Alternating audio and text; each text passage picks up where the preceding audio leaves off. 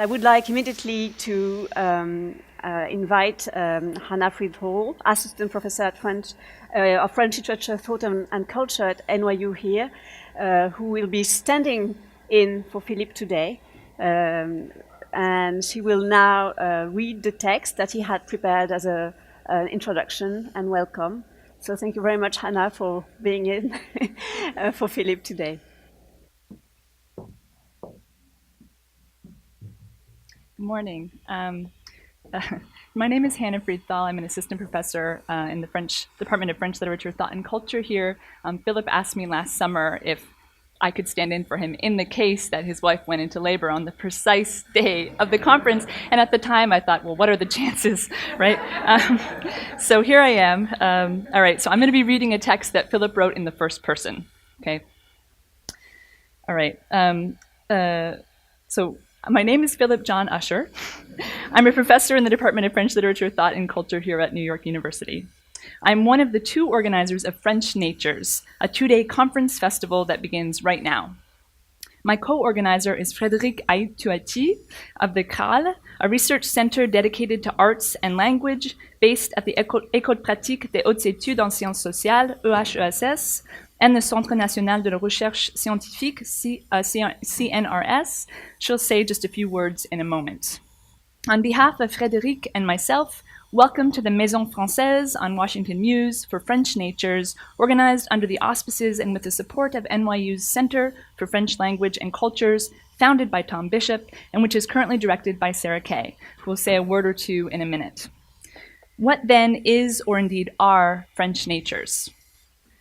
The papers and spectacles that await us will answer this question much more thoroughly and intelligently than I ever could, but allow me to answer rather rapidly as follows to get the ball rolling. A few days ago, October 17th, the most important association for modern language departments in the United States, the Modern Language Association, MLA, and quite unprompted by us, moreover, sent out an email to its 26,000 members advertising French Natures as a, quote, conference on nature in French literature, culture, and film. I repeat, a conference on nature, in the singular, in French literature, culture, and film. Though delighted by and grateful for such publicity, I admit to reacting with a sudden, that's not what it's about. Our own title and our own description have been subtly different, and difference is a useful way of defining our collective project. Our title is specifically not French nature, but natures in the plural. And the short two-line description that we've been circulating in the planning stages, and which is currently on the conference website, reads like this, quote, this conference festival asks, what do French and Francophone literature, film, visual art, theater, and philosophy make of our planet? How can they help us understand our world marked by environmental catastrophe? Our contention, then, is specifically that there is no such thing as nature, capital N nature, in the singular, something known, that could ever be in literature, theater, culture, philosophy, or film. Our line of thought is more that cultural objects such as these, created by humans, a poem, a play, a body of thought, co-create with physical reality. They produce modes and forms of access to that reality, and which delineate the aesthetic and ethical myths, vocabularies, and indeed policies by which we live in and with the physical world. It barely needs saying that questions such as these are pressing as we figure out who we as humans are and how we might react in our current times of ecological disaster in the Anthropocene in this new climatic regime. As artists and thinkers in the humanities broadly writ, we have a role to play in figuring our physical reality. I've found myself at various moments and in various contexts having to defend this position to fellow humanists, to scientists, to students, and to students' parents. My oversimplified go-to response is always to underline that, even if we've all heard of and thought with the idea, there really never was, strictly speaking, an ozone hole. What there was a certain geographic area in which the concentration of the inorganic molecule with the formula O3 falls below 220 Dobson units. But only the, quote, ozone hole, a culturally manufactured thought object, allows us to grasp at this physical reality and to mobilize ourselves ethically and politically.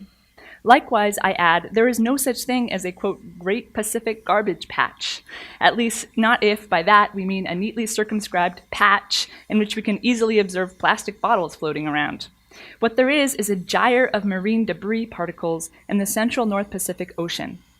The so-called patch is vast, roughly 1.6 million square kilometers in size, but for the most part, in most places, the garbage is invisible to the naked eye. Yet to talk of a garbage patch helps us conceptualize what is going on. In other words, what culture and cultures make of the physical world is essential, even for scientific thought.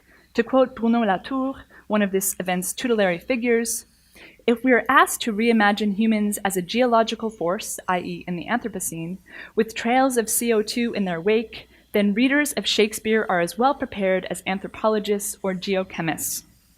End quote. Our present conference adds, then readers of Montaigne and Marie Dariussec and Impressionist painting and directors and actors of the plays of Olivier Quémade and etc., are equally well prepared. We'll be talking about natures in the plural then, and more specifically about French natures. The presence of the word French in our title refers not, at least not necessarily, to a nation, of course, but to a broad and interconnected set of linguistic and cultural French-speaking traditions. The very fact that we can talk of French natures, as opposed to German or Lebanese or Chinese ones, emphasizes the point that cultural objects and physical reality interrogate each other. We cannot and should not, of course, separate French natures from all other natures, but recognizing the multiplicity of cultures and our nature cultures is essential, especially within the Anglophone context that is American academia. I note, for example, how promising it is that the MLA now has a forum on eco-criticism and environmental humanities, but I also note that this forum originally defined itself as a, quote, scholarly practice within English studies. Over the next 2 days, in various modes, we will thus be interrogating our title, French Natures. I'm delighted that we will all be dialoguing with a really compelling set of thinkers and artists whose work touches on our central questions in related but different ways. There will be established genealogies of thought that flow between papers and presentations, but also, hopefully, new genealogies in the making. I wish us all, then, a happy, collegial, and productive 2 days. Before I hand over the microphone, I should like to say a few heartfelt thank yous. It is one thing to have an idea for a conference festival and quite another to make it happen. First of all, thank you, Frédérique, for welcoming my proposition that we put something together and for making that something into French Natures.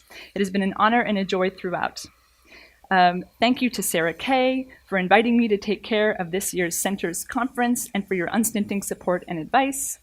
Thank you to my colleagues at NYU for supporting this project in so many ways. In particular, thank you to Judy for your generosity from day one. Thank you to Hannah, that's me, for being ready to step into me should family obligations make my presence impossible.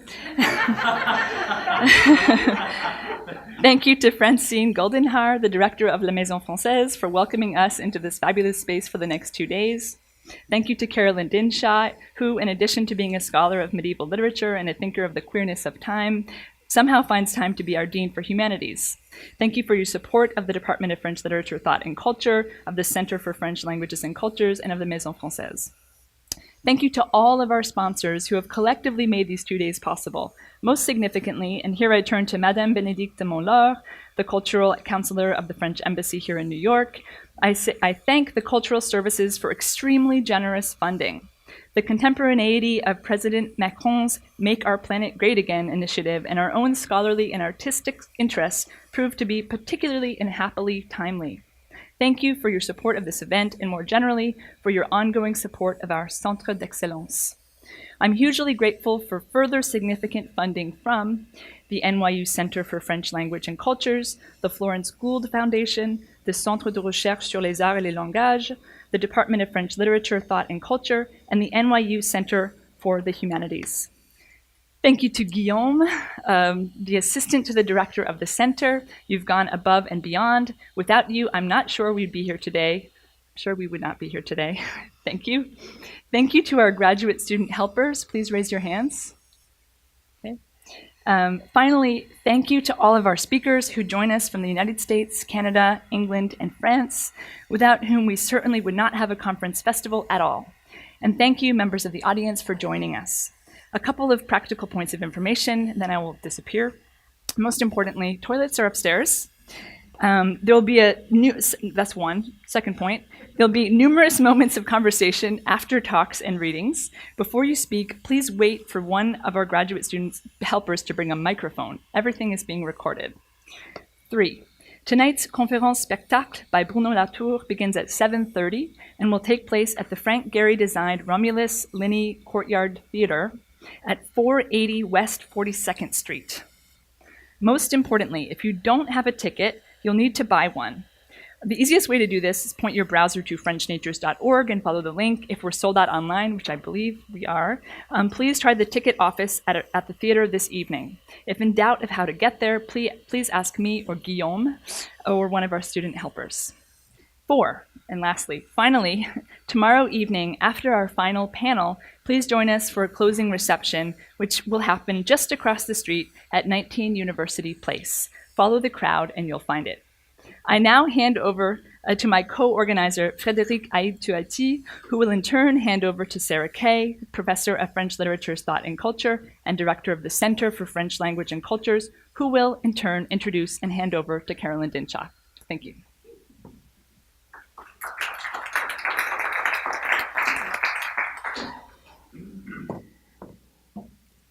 Thank you very much, Hannah. And thank you, Phillip. So I join Phillip in thanking all the people and institutions who made this event possible. I won't repeat all the names, but I'm very, very grateful. And I add a very warm thank you to Phillip Usher himself, who not only generously associated me with the organization of this conference festival, but also carried the burden alone since I was in Paris, while he was visiting the Manhattan theaters off-Broadway for months to find the correct place. So it was a completely new job and amazing work he did to make this possible. Because indeed, this is a conference festival, and I would like to insist on that. It's a special form where we try to put together researchers, artists, and I will say in a minute why this is so important to us. I also have to give my warmest thanks to Guillaume Parodi, who was exceptionally patient and efficient, and of course to the entire team of the NYU French department, especially to Sarah Kay, who welcomes us today at the Maison Française. French natures, as Phillip said, everything is in the S. For 2 days, we will hear some of the most corrosive thoughts that I've made possible to deeply rethink the concept of nature, or even to dissolve it. The naturalist endeavor, in the sense of Philippe Descola, has required the support of the arts, sciences, literature, philosophy, to make this worldview possible. And today, the erosion, so to speak, of this worldview, as it is undermined by the emergence of Gaia, as Bruno Latour would put it, requires no less effort and talent. And in fact, we have the privilege of having brought together in this room today some of those talents: historians, philosophers, experts in literature, theater, playwrights, writers, performers, historians of art, historians of science. In fact, there is nothing anecdotal about this heterogeneous list. It outlines the effort needed to gradually emerge from this nature, cut off from humans, a nature considered as an inert, available, appropriable resource. This variety of efforts, talents, people describes maybe the plurality of undertakings in progress. It points to a common concern beyond the disciplines. The spectacular entry of animals, plants, bacteria, oceans, hurricanes, droughts on the theater of the world is profoundly changing the balances of global geopolitics. We know that. But it also changes the way we read, we write, we think. Not only are new works emerging, but we are also looking at the history of literature, theater, art, and science in a different way. We are taking new looks at the paintings we thought we knew.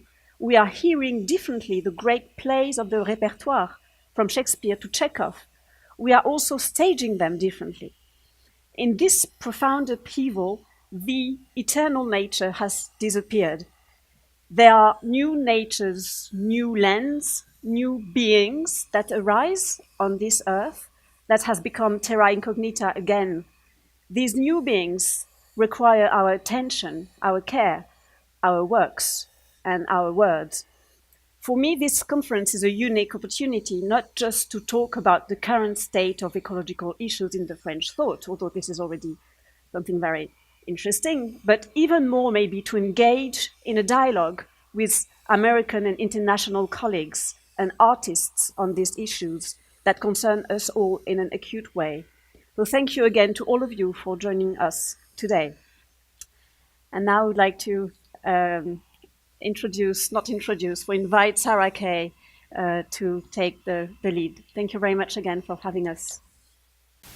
The Centre fosters exchanges between the university and Francophone and Francophile communities at NYU, in New York City, in the US more broadly, and internationally.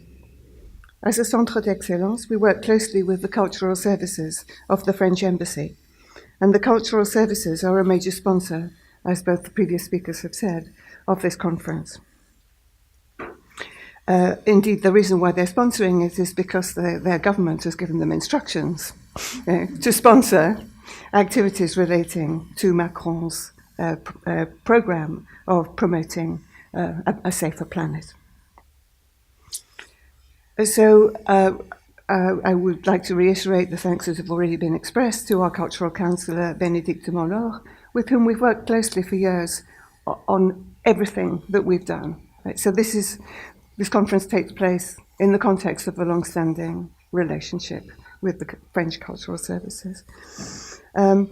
It's thanks to them that we're able to continue our ambitious program, which every year puts on a major international conference, as well as running a number of individual series and a further spring festival on Francophone culture organised around the Prix des Cinq Continents, the Literary Prize for literature produced within the 5 continents where French is spoken. So this is one of our major annual events, and as I said, the support for it comes from not only immediate sponsorship from the French Cultural Services, but from a long-standing relationship with them that we owe to the fact of being one of these 20 Centres d'Excellence in the US. So it's thanks to funding from them and to the other bodies that both Frédérique and Hannah Phillip in the voice of Hannah have alluded to, that we're able to put on this conference that promotes a French understanding of ecology as a way of deepening the appreciation of these issues over here in the US. And that has also enabled us to become Broadway producers for the first time, for the first time in a long time. Though I believe that the founder of this centre, Tom Bishop, put on at one stage a large Beckett festival where Beckett plays were staged all over New York. So this is not a first, it's just a first in recent years. As everybody has previous to me has said, putting on a conference like this involves an enormous amount of teamwork. And rather than run through the list of sponsors yet again, I'd just like to say how very valuable New York University has proved, how wonderfully fecund New York University has proved as a crucible for working in teams, how open people in other departments and other parts of the university have always been to collaboration, and what a wonderful opportunity it's been for me to direct the centre here. And I'm very proud, therefore, to be hosting this annual conference. And now I'm going to pass the podium to the Dean of Arts and Humanities here at NYU, Carolyn Dinshaw.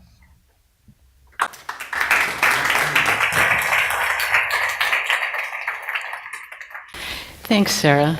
It's wonderful to be here. I am Carolyn Dinshaw, Dean for the Humanities. I want to thank the organizers of this amazing event, Phillip and Frédérique, as well as Sarah for her brilliance, both intellectual and administrative. Thanks to the conference sponsors, participants, and everyone else who's come to participate today. So it's Friday. The news these days is awful, and it's getting worse. Among the most frightening revelations are those about the precarious state of the planet. We know this state is precarious because we're living it in summers that are too hot, winters that are too cold, with extreme storms, drought, dying forests, with marauding insects, with fires and melting ice, and radical loss of species diversity. I was talking last night to a faculty member up at the NYU Medical Center who researches the human biome. What we are doing to the planet, he said, we are doing to our own bodies as well. The situation is so dire that only the humanities can help. As humanities deans, that's what I should say. But what I really think is that the crisis forces us to rethink all of our disciplinary categories, indeed all of our categories, and maybe even the concept of categorization itself. We're challenged to understand how, to quote Timothy Morton, everything is connected. How do we conceptualize a radically interconnected world? Morton goes on, everything is connected, he says, and it sucks. As we more fully engage trans-species connectivity and vibrant matter, how will we understand that intimacy with the non-human? How will we deal with the loss of human sovereignty? How will we activate ourselves in an enlarged world of potential agents? What are the histories, sexual, gendered, racial, ethnic, colonial, embedded in a world understood as such, radically interconnected? What kinds of hierarchies have been put in place by the invented distinction between human and non-human? Here's where an intensive exploration of even the concept of the humanities becomes essential. So this is a time for visionary thinking, for radical rethinking. Our conference festival today takes in past and present conditions with a view toward the future. I look forward to hearing and taking inspiration and guidance from our participants today. Thank you.